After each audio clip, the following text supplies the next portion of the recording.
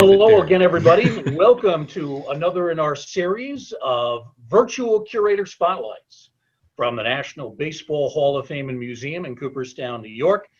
Very glad to be with you today. My name is Bruce Markison from the Education Department, and joining me is someone who's been a guest with us a couple of times before, John Odell. John has been here at the Hall of Fame for a long time, like me, going back to the 1990s. John's our curator of history and research. And John, before we get into the discussion of our Sacred Ground exhibit about baseball ballparks and stadiums, Yeah. how have you been enjoying the postseason thus far?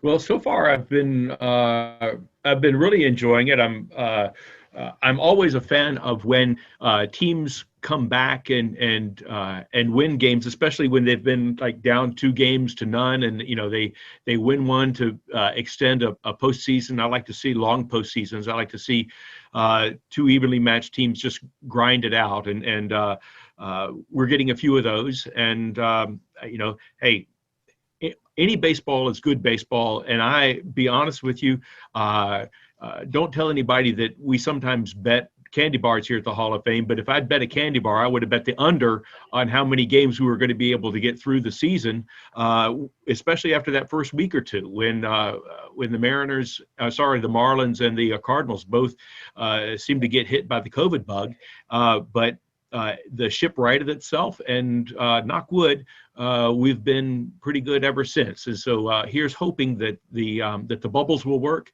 and that we'll have some really good games. I really enjoy seeing some defensive gems, and got a chance to see a couple of them yesterday.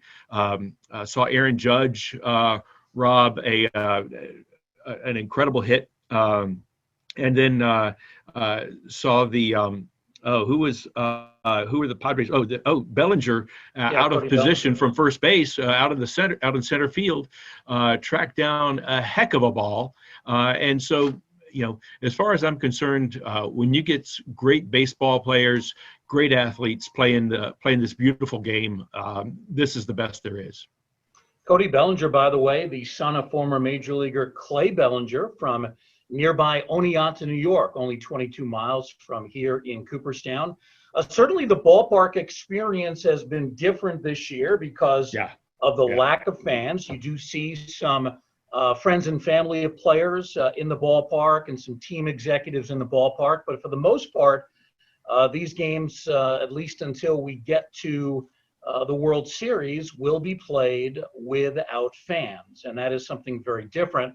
But we're going to talk about the fan experience. We're also going to talk about the evolution of ballparks as we go in depth on our Sacred Ground exhibit here at the Baseball Hall of Fame. John, take us back to how this exhibit started. What was the impetus for doing it? I know a lot of people have contributed to it over time. It's been here a while, but it's an exhibit that in many ways is timeless. But take us back to the beginning. How did this exhibit get started, and what was the main motivation to do it? Yeah, so the exhibit opened in as it stands now in 2005, but we had an exhibit about the architecture of baseball even before that, that opened up back in the 1990s. But in 2000, we started at probably about 2003 because these things take a while to do a couple of things. One, I'll bring you all into the mind of the curator, the curatorial mind in our lab that we have here. We've got about 3 or 4 curators, depending on the year, that work on exhibits here at the Hall of Fame. We're all generalists, so we all help one another out on these exhibits. And the beginning of the process is a brainstorming session, and we start talking about what do we think about when we think about this kind of topic, whatever the topic is, whether it's women in baseball, Latinos in baseball, African Americans in baseball, or in this case, baseball parks. And the more we started talking about it, the more we realized that the old exhibit about architecture was nice, but there was just the whole topic was so much richer. And so we really enjoyed diving into it. And as we try in all of our exhibits now, and have since before I got here, working the fans' experience, the fans' connection into each of our exhibits. That is trying to stay away from simply the dry recitation of who won what division in what year, and or what year was this ballpark built, what year was that ballpark built. There is some interest in that, but there's a richer interest in what does that mean to me? What happened with my ballpark? Where did it come from, and how does it fit into history? How does my experience going either to minor or major league ballparks fit in with other people's experience? And then when we start doing that kind of cross-pollination, we find a lot of really neat and interesting ideas start to crop up. And then we start working with our library. We start working with our archives. We bring in our collections people, the people who work with the artifacts on a day-to-day preservation and conservation of the artifacts. We bring in our membership and development. They have their finger on the pulse of all the visitors who come in. What are they looking for? And we put all those ideas into the jars and just start shaking them up, and then bring them out and just start grouping these ideas together. It's a lot of fun, but as we go through, I'll sort of take you through behind the scenes, so to speak, in this process. By the way, before we get started, Bruce mentioned our big storm yesterday. That by itself brings up a conservation and preservation issue. We actually have diesel powered generators here at the Baseball Hall of Fame, so that when when the power goes out here at the Hall, we have a backup source of electricity available to us, so that we are able to maintain the temperature and relative humidity for all of the artifacts that we have here. It's really important to us that all of these things are able to be preserved, because that's what our job is to be able to conserve them, preserve them, so that our visitors can get a chance to come and see them. Well said, John. The exhibit is located on the third floor of the museum. That's right. So for visitors who come here, you come up the stairway, that kind of grand staircase, takes you up to the third floor. Here is the landing. And right away, you see this sort of a tribute to the fans. And I remember when I first saw these statues or statuettes here, I referred to them as paper mache, but they are not. They are fabric mache figures of famous fans. Tell us who made these, John, and what's so great about them, because I love them. I think they're terrific. Yeah, a Rhode Island artist named Kay Ritter was commissioned by the Hall of Fame to create these. They were once in our locker room, which was on the second floor of the hall, and that particular room was 2 stories high. We built or a story and a half high. We built balconies, and many of these fans looked down on you as you came into this locker room. A lot of fun. The thing that's and we've had the opportunity now to repurpose them as we move exhibits around here all the time to figure out how to maximize their impact and add new ones in. This is in one of our extensions that was built more recently than that old exhibit went in. And the thing that's really neat is that many of these figures that you see here are actual fans. This is our own tribute to fans. So we know that if it weren't for fans, even if you're not at the ballpark, but you're just watching the game, if it's not for the fans, these guys would be out there playing for peanuts, playing for free, just like Saturday men's softball. You put a beer at first and a beer at third, and nobody's going to be paying any money to watch that. So, but here on the far left is Hilda Chester. She was a famed Brooklyn Dodgers fan. We had many photos of her. She was famed, especially famed for her leather lungs, as they said back in the day, her ability to yell out her cheers, and her cowbell. And so the artist Kay Ritter has created that. Pearl Sandow is the woman just to the left of the ticket booth, she was for many, many years an Atlanta Crackers fan in the minor leagues. And then when the Atlanta Braves moved in, she became a season ticket holder for them and didn't miss a game for many, many decades. I don't remember how many. And just recently, relatively speaking, passed, but she passed in 2006.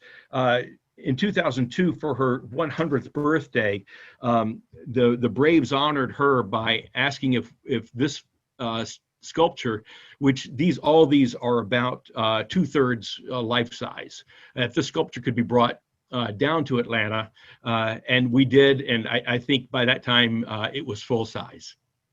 Wow.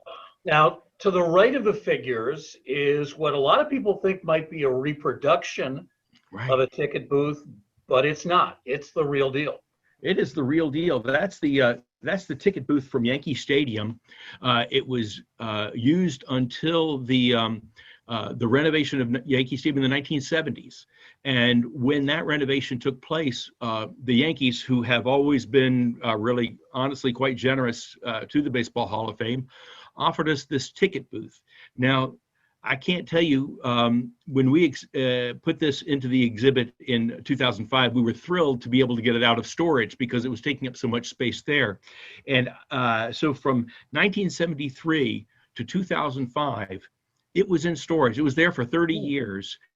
And when it was accepted, like, nobody knew where it was going to go.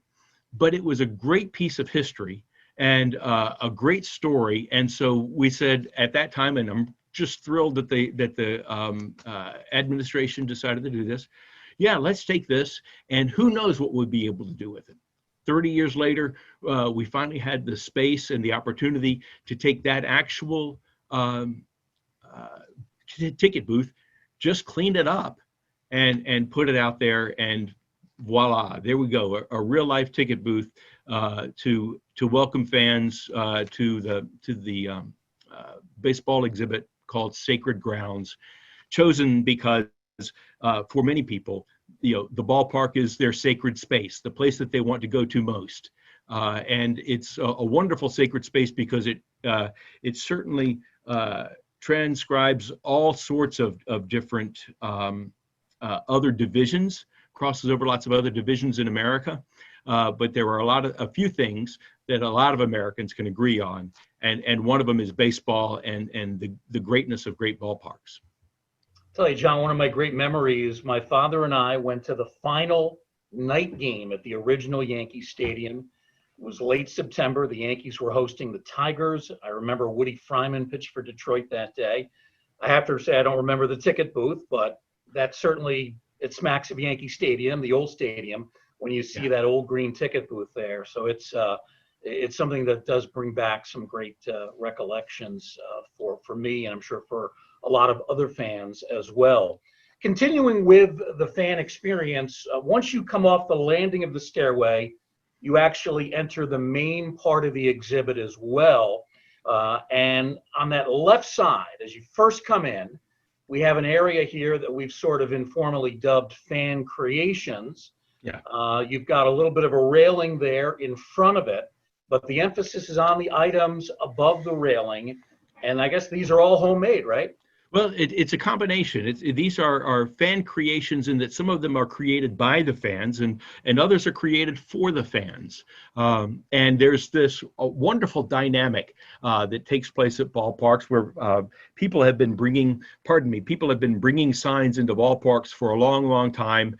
And you see it, for especially, for pitchers, they'll put up the Ks. People will hand make their own Ks to put them up.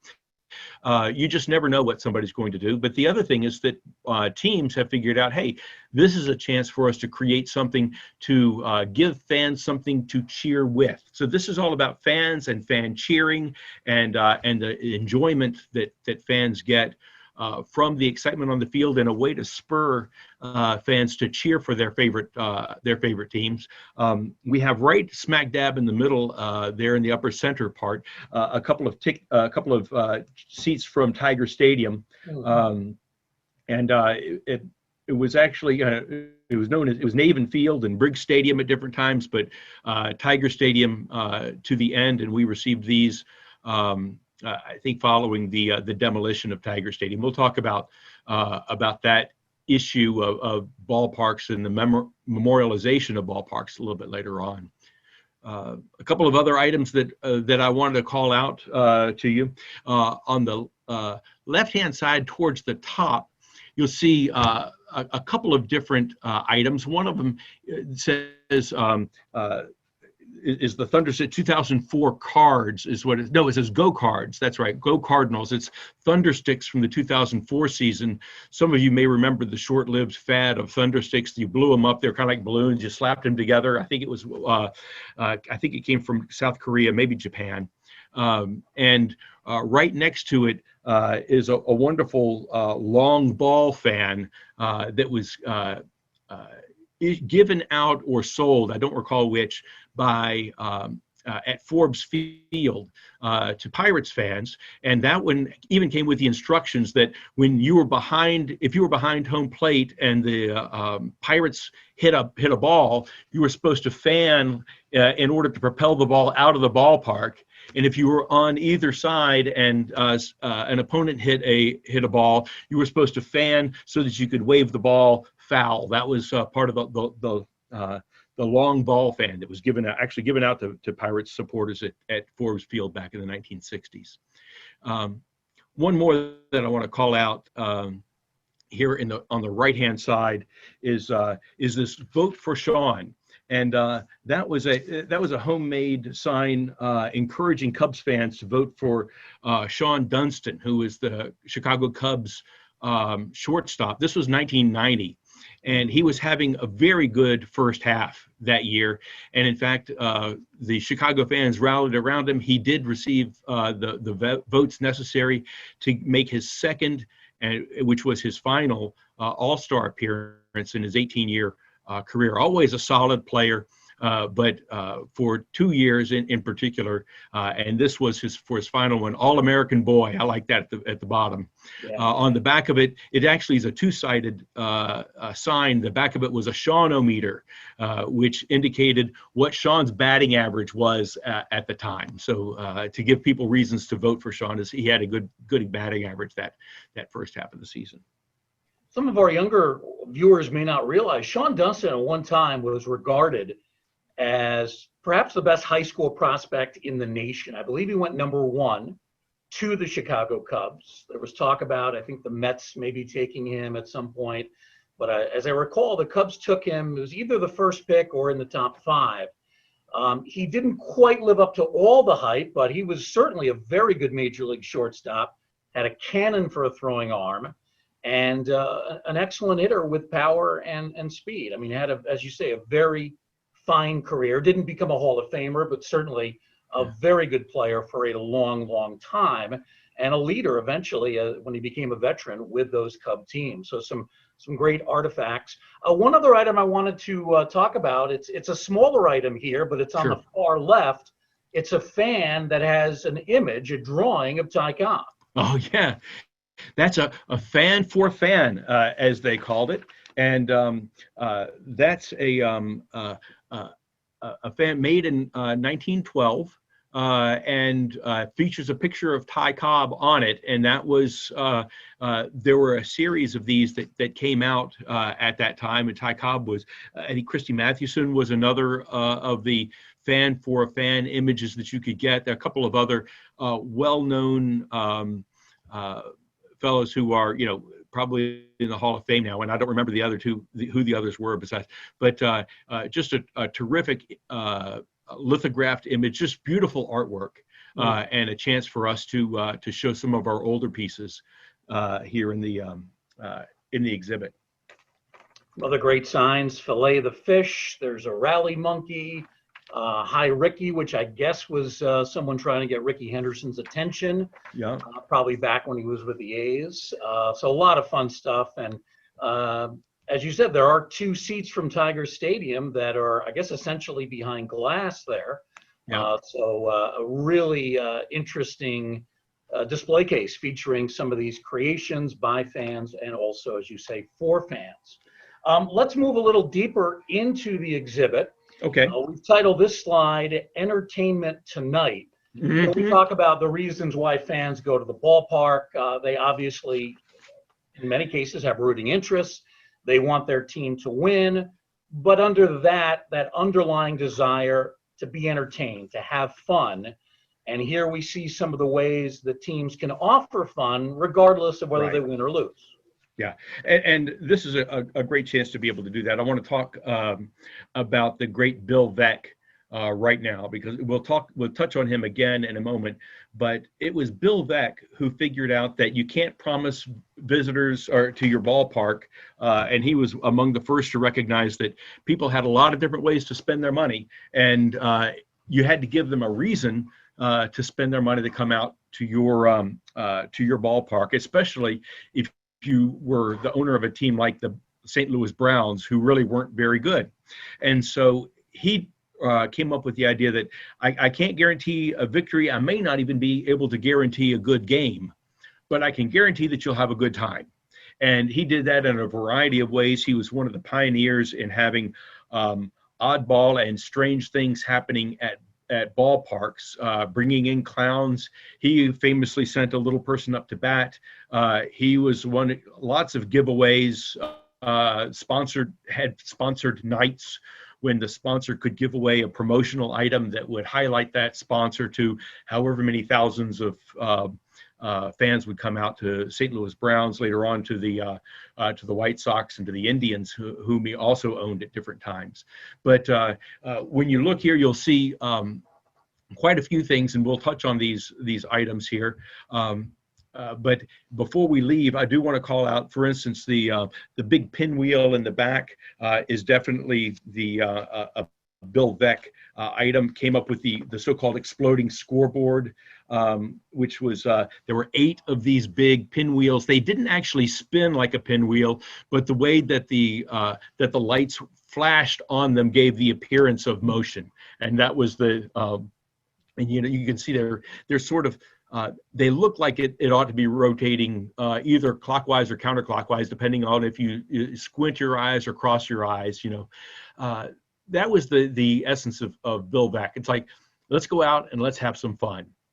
Just right down below it, I'll call out one more thing that's not so much about fun. It actually ties into another element that we'll talk about a little bit later on in ballpark architecture, but that's the 440-foot sign out of deep center field at Tiger Stadium. And for those of you who don't know, if you're a little bit younger, Tiger Stadium was a really peculiar ballpark, interesting ballpark, deep center field, so deep that the flagpole was actually on the field and in play. And you'd think at 440 feet that this would be certainly a pitcher's park, but because of the outfield bleachers and the overhang of the outfield bleachers, if you were any kind of a pull hitter, you could make it very much into a hitter's park. So it was like the best parks. It had a great personality. And great personality is what Bill Veeck was looking for. It's what ballparks try to be like today. And again, we'll talk about that a little bit more. And if you want to move forward, Bruce, on the next one, we'll talk a little bit more about that Phillie Phanatic. He was just a great ambassador for the game. The Phanatic is justifiably famous, but people on the West Coast know that the first such critter like this that was successful was the San Diego chicken. And so we have the San Diego chicken also at the Hall of Fame over in our whole new ball game area. And so we have the Phillie Phanatic right here, who put his own peculiar spin on baseball with some PG antics and a lot of disrespect for Tommy Lasorda. Yes. This is from the original Phanatic, right? Dave Raymond, that's right. His costume? Yeah, that's right. Yeah. Have you ever picked it up? I'm wondering how heavy it is. It's heavy and it stinks. So there's not much that smells worse than the inside of a mascot's uniform, no matter how many years it's been aired. And so, yeah, no, it's heavy. It's sweltering in the summertime, just brutally awful. But to be to give the PHANATIC and all the mascots their due, they never let on how bad it is. You know, the good mascots, it's like they are there for the fans, and you'd never know that they're melting inside the costume. Just wonderful stuff. John, did this come directly from Dave Raymond himself? That's a great question, and I don't have that information at my fingertips here. I'm just taking a quick look. I don't have that information, whether it came from him or came from him jointly with the Phillies, or exactly how we got that. Yeah. Dave is retired now. I think the mascot is maybe on to its second or third iteration, if you will, in terms of the actual person in there. But Raymond was the guy who really created the whole routine. He started the whole thing. Right. That's right. That's exactly right. I'm actually going over right now and seeing if I can find one of my documents here that will let me double check and see if we've got some more information on this. Now, John mentioned not going to be able to get in. That comes from the costume, but if you come to visit, don't worry, it's behind glass. It is behind glass. That's exactly right. Affected by that. Yeah. Yeah.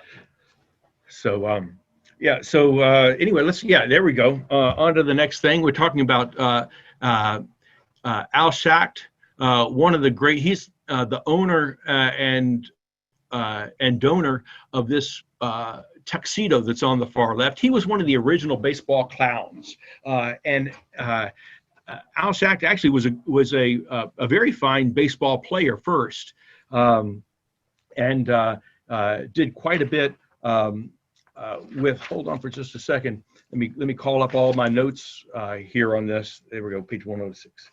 To make sure I got it. Yeah, it was Nick Outrock. It was Nick Outrock, and they were clowns together. They found kindred spirits in one another. They would come out in the field in between games of a doubleheader and just clown for free for the fans, and it was just coming out this way, a lot of the pepper kinds of games, the phantom ball baseball kinds of things, just anything for a laugh, and so he donated that tuxedo and the top hat that's with it. For the next jersey over, which looks just white with a question mark on it, it's a tattered baseball jersey worn by Max Patkin, who was a more modern generation of baseball clown. His nickname was the Clown Prince of Baseball. And he was out for about 50 years, from the mid-40s to the mid-90s, being a baseball clown and going to every single major league, minor league, especially minor league ballparks, any place that he showed up at a lot of the championship games for Little League and for BBW. For the some of the other leagues that I'm dropping my. There's too many initials nowadays. All sorts of championship games. That wherever fans were and they wanted to be entertained, he would find out where that was going to be and make his pitch to be there. So just terrific. If you saw Bull Durham, yes, Max Patkin is in Bull Durham playing Max Patkin and giving part of his shtick right there. And most of just a loose-limbed, double, triple, quadruple jointed guy with a rubber body and a rubber face. Yeah, Max Patkin is the guy that I really remember. Schacht and Alltrock had retired by the time I started following baseball in the early 70s. And I remember reading about Max Patkin, and he would occasionally go to major league parks, but his real emphasis was grassroots baseball. Yeah. He loved going to the minor league parks. It seemed like he spent the entire summer traveling from one park to another. So unlike the Phanatic, unlike the San Diego Chicken, he didn't have one venue. This was a man constantly on the road. Yeah, and so that meant that you, fan, had a chance of seeing him, even if you didn't live in a major league city, which of course most people don't. And so this was just a great element that somebody is willing to come out and spend his time, visiting with fans wherever they might be. Now, John, in the upper right-hand corner, we have some actual elements from a scoreboard. Tell us about those. Yeah, so one of the things that is, of course, wonderful about baseball are the old hand-operated scoreboards. The idea that there can be somebody out in the outfield who's actually watching the game and communicating sometimes with the radio about what's going on and who's getting ready to come up and who's at bat, for instance, and what the inning is, how many runs are in, and so a few of the items that we have there. That number 9 is from Forbes Field that went into the old scoreboard there. The metal R was used in the scoreboard at the Polo Grounds when the Mets were there. That's a run hits innings kind of thing. The at bat came from Baltimore's Memorial Stadium, from one of the old auxiliary scoreboards. So the idea that these are the things that go into the scoreboards, and one of the things that we like about them so much, these old scoreboards, is that they can affect play. And so many of them are in fair territory. They're in a place where if the ball hits it and caroms off funny, by golly, that's part of the home field advantage is knowing how something's going to come off the green monster wherever it hits. And so that's one of the reasons why we chose these items to go into this scoreboard, the thing that keeps everybody on the same page. Well, pretty much every team has either completely or at least partially gone to electronic scoreboards. Yeah.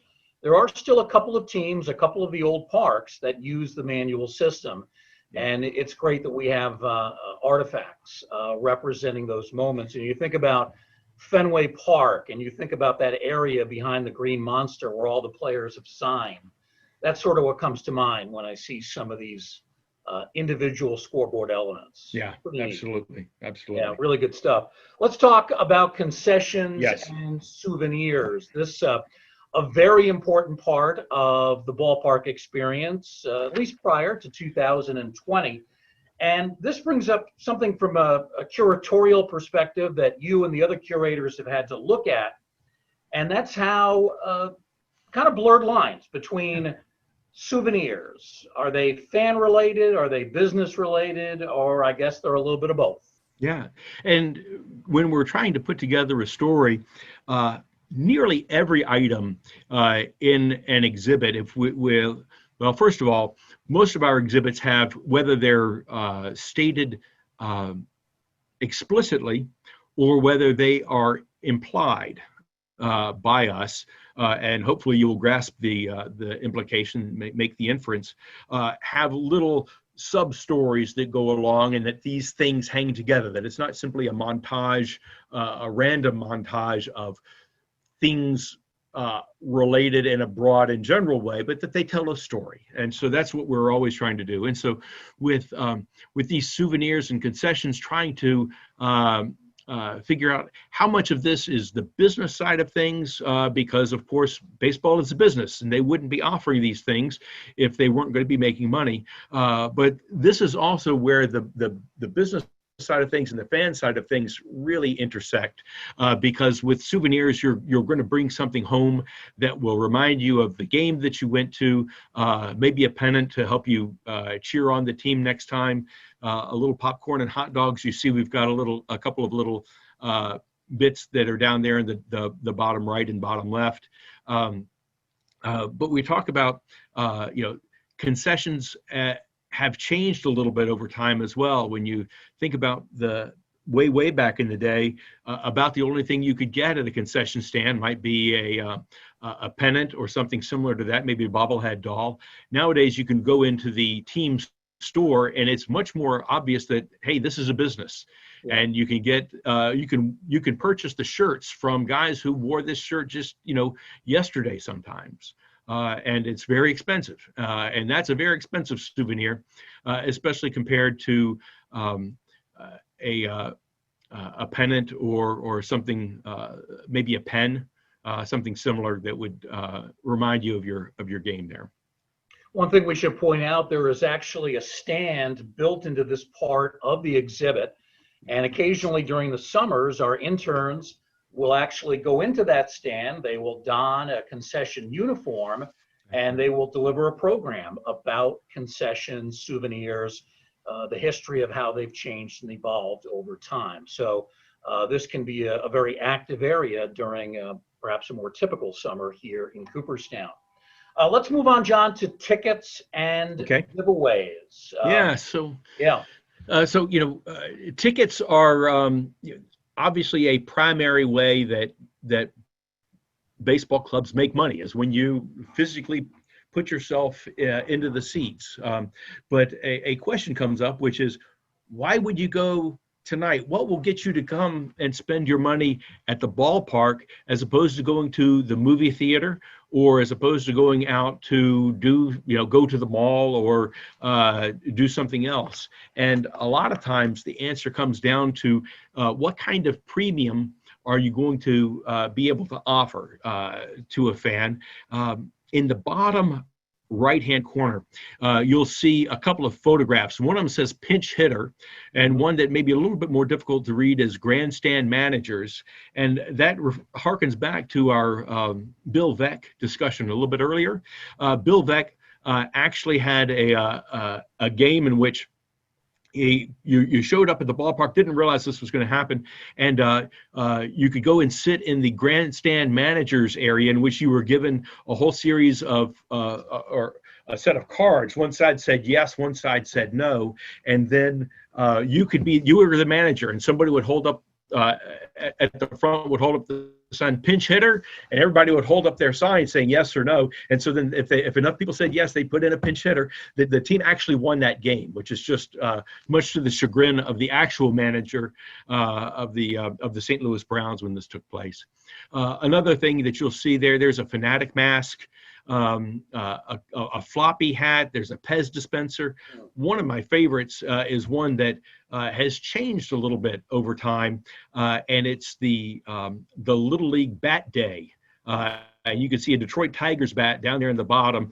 Most teams had a bat day. It was held in conjunction with Louisville Slugger. And some of the very best photos that we have in our collection are of old Yankee Stadium, when you could cram, because the bleachers didn't have any seats, didn't have seat dividers. So you could pretty much cram as many people as bought tickets into those. So in the neighborhood of 65 or 70,000 people going into Yankee Stadium and sitting down there, and all of the kids having a bat for the entire game. It's a scary, frightening thought for any parent nowadays.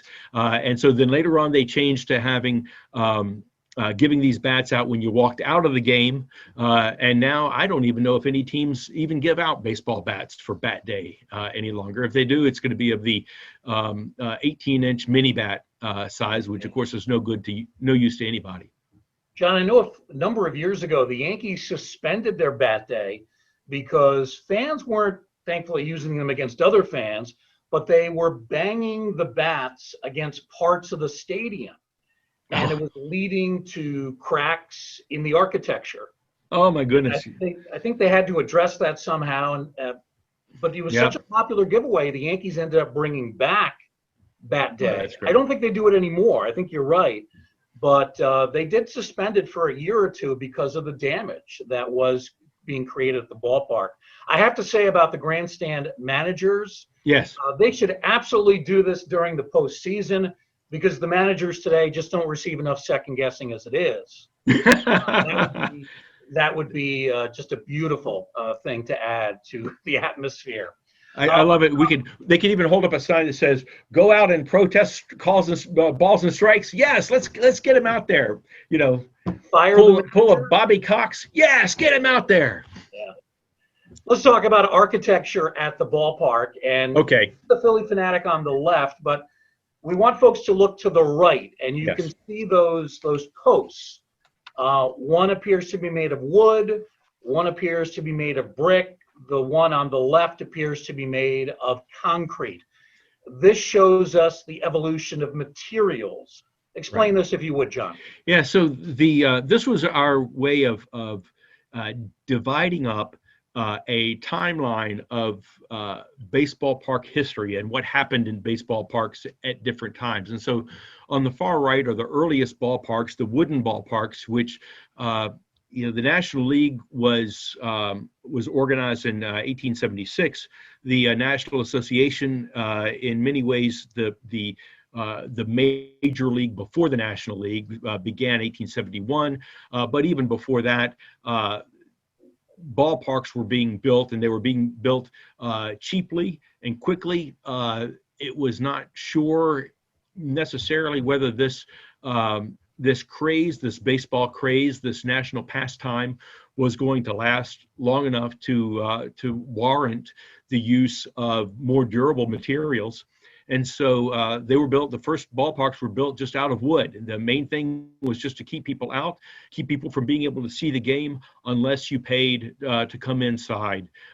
This is where the very first of the knothole gang ideas came from, where people would peer through the wooden fences in order to watch the game.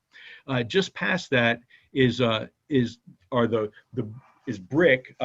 Brick and steel became the main source of ballparks, really beginning in the first decades of the 20th century. That's when Forbes Field was built, and Shibe Park, later Connie Mack, the old Redland Field. These are the ballparks that were Griffith Stadium that were built that in many ways are considered to be the baseball classics.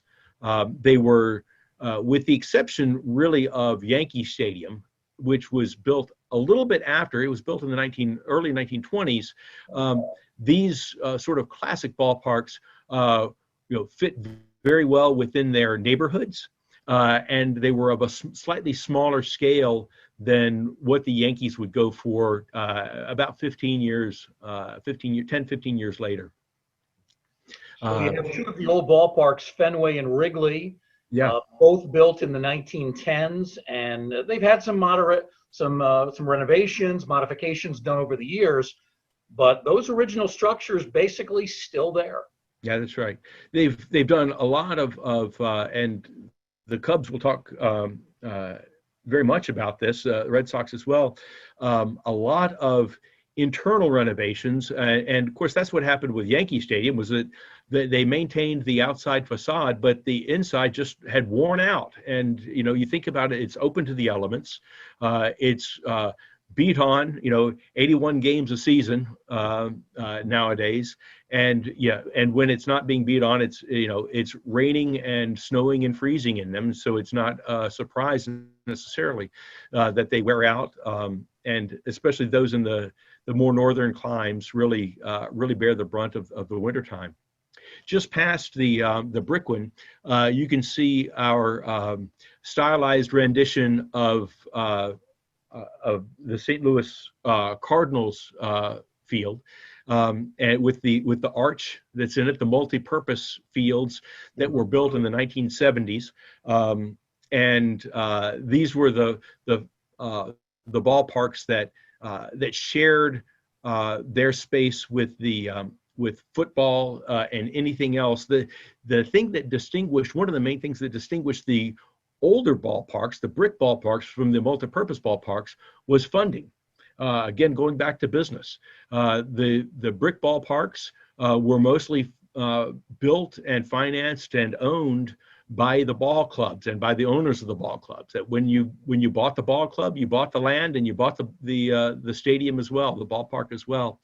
And then especially in the 1960s and 70s, the idea of using ballparks to renovate urban areas, to bring people into urban areas or to take them out of urban areas, and the cities and states would come up with money to keep ball clubs in their vicinity and not moving to someplace else, but in cost-cutting measure, having the ball clubs join up and play on the same the same facilities as the football team did. Of course, that worked out fine for football. Every football field is 100 yards long and the same whatever distance they are wide. I don't even remember, but it was terrible for baseball. Yeah. At least one ballpark still around from that era, and it was really a beautifully done park, and it's been renovated to an even higher stature. That's Kauffman Stadium. Yeah, that's right. The Royals play. That was one of the so-called cookie-cutter ballparks, but really distinctive, and I think at a higher level than some of the other stadia of that era. It was, and I want to ballpark. I want to actually add one more thing onto the Kauffman, because it's Sure. really important. When they created Kauffman Field, it was during this time of the cookie cutter ballparks, but the Kansas City Royals ownership group and the Kansas City Chiefs ownership group did not want to share the same facility, and so the two athletic areas are within we're within a baseball throw of one another. They're not within a football pass, I don't think, but anyway, they're very close to one another. But in exception to all of those others, Kauffman Field was created as a baseball-only stadium, which is why it was so successfully renovated just prior to its most recent All-Star game, and remains a terrific facility, and one of the very best in baseball. Yep, very good point, John. Ebbets Field, not around anymore, but certainly fond memory for Brooklyn Dodger fans. Tell us about this stone here. Yeah, it's in many ways it's sort of a touchstone of baseball parks. It was this is Ebbets Field was built in 1912, and it was this was the cornerstone. And when Ebbets Field was torn down, the time capsule that was behind it and the cornerstone were both, the time capsule was opened up. There were all sorts of the trinkets and documents and newspapers from 1912 that had been sealed up in it, not very well sealed because there was quite a bit of water damage, unfortunately, to them. But this was a donation to the Hall of Fame back in 1960, and I don't recall, that's probably when Ebbets Field was raised, and it was it harkens back to what made, in a lot of people's minds, baseball parks great. And it was a place where great moments happened, great players played, great events took place, records were set.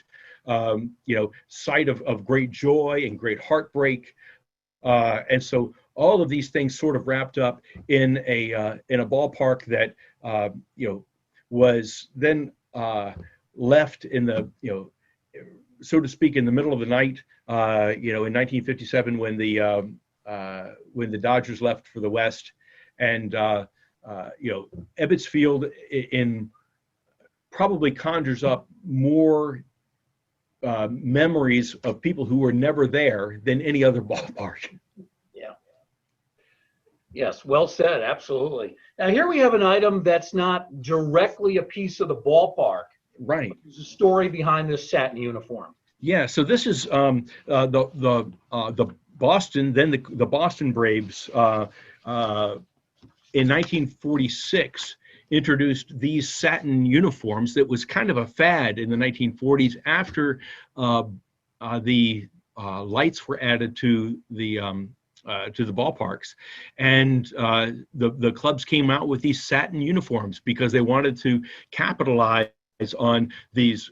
And in the very beginning, very few dates when lights would be used. It's hard to believe now that you had to make a special effort to remember.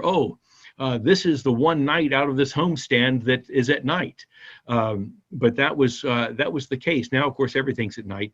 But the satin uniforms were flashy, but they were not durable.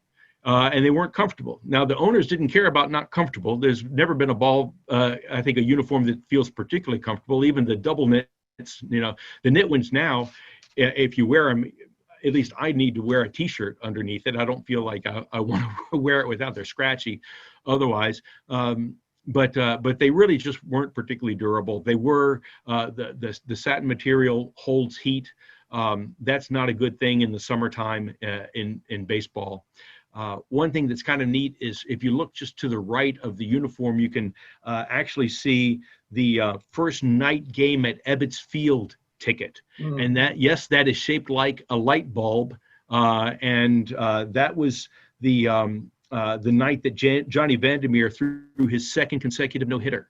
So he threw his second consecutive no-hitter on the very first night that baseball players, for the first time, got a chance to watch pitchers throwing, under the lights. So, just a little bit of help for the pitchers that night. Yeah, those early lights certainly did not illuminate the way lights do today at Major League ballparks. All right, John, this is my favorite artifact from the exhibit, the on-deck circle from Pittsburgh's Forbes Field. That's exactly right. Well, Bruce, this is why I added it to this when we were talking about putting this together. This is the on-deck circle from Forbes Field. And I'm looking to see right now if in this photo you can see it. I don't know that you can. Steve Blass actually signed that. Yep. And he did it prior to the very last game at Forbes Field. This is in the middle of the 1970 season. And because all the Pirates were told, it's like, this is going to be our last game. If there's something that you'd like from this ballpark, put your name on it and we'll get it to you. And so Steve Blass dutifully put his name on this on-deck circle, and then somebody else walked out of the ballpark with it because they just let fans out on the field, and fans took whatever was not nailed down. And then it was donated to the Hall of Fame. And we even talked with Steve Blass about it. He said, well, that's fine. I don't have a place to put it in my house anyway. But it was just a hoot that it was actually destined for one of the great pirate pitchers, and then ended up here at the Baseball Hall of Fame. Yeah, so Steve Blass is in the Hall of Fame. There you go, right there. Well, he won Game 7 of the 1971 World Series, a masterpiece against the Orioles. Is the on-deck circle made of wood? It's a chipboard. It's a adhered together thing, and I would imagine that probably made it just gave it a little bit more grip for a ball player's cleats. When you look at it up close, you can see there's some scars on it from the cleats. It's a great, well used piece of baseball history. And that great old pirate logo as well. We have a couple of minutes remaining with John Odell, our curator of history and research. We do have some questions in the Zoom group chat we would like to get to. Question coming in from Glinda, I believe that's how you say it. Glinda wants to know, have you all received items from each of the old ballparks that have been torn down, like Comiskey, Busch Stadium, Yankee Stadium? Well, we have the pinwheel from Comiskey. John, what about Busch Stadium? And, well, of course, we have the ticket booth from Yankee Stadium. How about Busch Stadium in St. Louis? That's a great question, and I don't recall what we might or might. The answer to your question is we have items from many, but not all of the old ballparks. We, especially once the teams began really cranking through ballparks at a record pace. Just ask the Texas Rangers how fast you can crank through ballparks, and the Atlanta Braves as well. So we stopped trying to collect something from every ballpark, and I don't recall what we have from Busch Stadium. We try to get something, though, when we do, that is distinctive and interesting from the ballpark, something that really sort of marks it. And it was one of the reasons why we chose the Busch Stadium arches to designate the old super stadiums from the 1970s, because in contrast to Three Rivers and Riverfront and Veterans Stadium, you really knew from the inside or from the outside where you were whenever you saw Busch Stadium, and it was a part of our tribute to that. By the way, very, very quickly, I want to mention that we also have a whole series of ballpark bios. We call them ballpark biographies, which talk about many of these old baseball parks and their significance, the things that happened in them, because there are more stories than we have artifacts to be able to tell. It's okay if we go just a little bit over, right, Bruce? It's okay if we go just a little bit over. Oh, absolutely. Tools of Trade here shows some of the artifacts from different ballparks. We have a twin shovel. Now, is that from Metropolitan Stadium or the Metrodome? No, neither. It's from Target Field. It's from the most recent Twins, ballpark. So it just recently came out. So one of those, go ahead. Yankee Stadium pitcher's rubber is here. That's right. Dodger Stadium base and Candlestick Park home plate as well. That's exactly right. So the idea, just to show people, with the pitcher's mound, you often think of it as just a slab, but it's actually a big old chunk of rubber and actually has concrete in the middle of it. So it's just not going to go anywhere. It's very heavy. And the old canvas, the old canvas bag there nowadays, of course, they're plastic and you can slip and hurt yourself on them. They ought to go back to the canvas as far as I'm concerned, but then I'm an old guy. Just a couple more things before we wrap up our program today. Want to talk a little bit about the experience of music at the ballpark. And we see that in various forms prior to the game and, of course, during the seventh inning stretch. That's right. So we have a chance for you. Music is just a very big part of the game. It has been with organs for a long time. Now, of course, been replaced by DJs, playing music between innings. There's walk-up music for the ball players. There's rally music so that you can get something going for the fans. And this is a nod to all of those. And you get a chance. And some different cities have their own special songs. When you go to Yankee Stadium, you're going to hear either Liza or Frank sing "New York, New York," and you go down to Baltimore and it's going to be "Thank God I'm a Country Boy," "The Eyes of Texas" down in Arlington. So the idea, there's a lot of regional music that ballparks use to help create your baseball experience. John, a final slide here as we talk about reverence for the ballpark and the ballpark experience. And like no other sport, really, there is never this fondness for basketball arenas or football stadiums, but there's something different in terms of baseball and the ballpark. There is. And I think for a couple of reasons. One is that each ballpark is slightly different. And so people go, they make a habit of collecting ballparks. There are, an astounding number of people who can tell you exactly how many baseball parks they've been to and which ones they're planning on going to. That doesn't happen with football stadiums. It doesn't happen with basketball arenas. But it's because, at any given time, any hit could be a hit, an out, or a home run in a different ballpark. And, that same hit. So you just never know how the ballpark is going to affect the game. It helps endear the quirks of your particular ballpark, endear them to you and cause you to curse somebody else's ballpark. We've got, it's the place where, baseball was the first to retire numbers. We have a couple of Frank Robinson and Yogi Berra and Bill Dickey's numbers there are retired. Frank Robinson, one of the few whose number was retired while he was still playing. He had left the Orioles, was traded, if I recall correctly, out west. But even as that happened, his number was retired. You can see the "No Lights at Wrigley" sign, where protesters used to try to keep lights from being added into Wrigley Field. Right below that, "Save Tiger Stadium." You can barely tell that bumper sticker, but you can see the orange and blue of the Tigers. They did not manage to save that, but a lot of the lessons that the Tigers fans learned the hard way were then applied successfully in Boston and in Chicago, when different ownership groups at different times tried to move and build new ballparks for each of those two franchises. Our guest has been John O'Dell, Curator of History and Research here at the National Baseball Hall of Fame and Museum. And our topic has been our third floor exhibit, Sacred Ground, the history of ballparks and also the fan experience. John, thank you for, again, joining us. Great insights. We do appreciate it. Oh, always, Bruce, always. Give me a call whenever you want to talk some more baseball. All right, John, thank you. We did have a couple of other questions in our chat, and we're going to try to answer those at our education Facebook page for those of you who are on Facebook.